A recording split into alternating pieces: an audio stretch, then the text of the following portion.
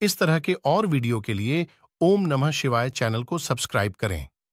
সংসারে আমাদের জীবনে যখন কোনো সুখ বা দুঃখ আসে, তার জন্য আমরা কাউকে না কাউকে অবশ্যই দায়ী করে থাকি, তাই না?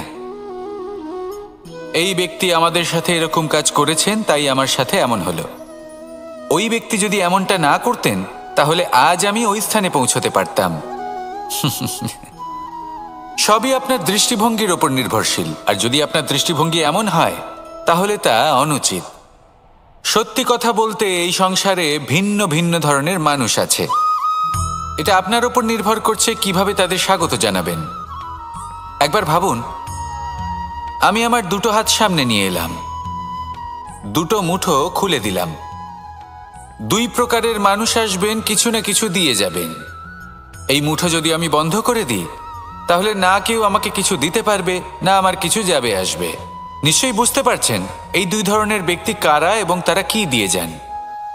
আমি যদি নিজের মুঠো খুলে দিই, তাহলে কিছু ভালো মানুষ আসবেন, আমাকে আনন্দ, সন্তুষ্টি, জ্ঞান প্রদান করে যাবেন, ভালো অভিজ্ঞতা দিয়ে যাবেন। কোনো খারাপ ব্যক্তি যদি আসেন, তাহলে তিনিও খারাপ অভিজ্ঞতা দেবেন, যার থেকে আমি শিক্ষা লাভ করব।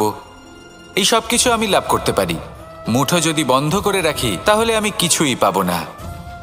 দেখুন, এই সংসারে প্রত্যেকের জীবনে এইরকম। প্রত্যেকের জীবনে সবকিছুই আছে, ভালো খারাপ দুই মানুষই আছে। ভালো অভিজ্ঞতা আছে, খারাপ অভিজ্ঞতা আছে। নির্ভর করছে আপনার উপর যে আপনি কি করবেন, এনাদের স্বাগত কিভাবে জানাবেন, কার থেকে কি বুঝবেন, কি শিখতে পারবেন, আর কোন দৃষ্টিভঙ্গি নিয়ে অগ্রসর হবেন।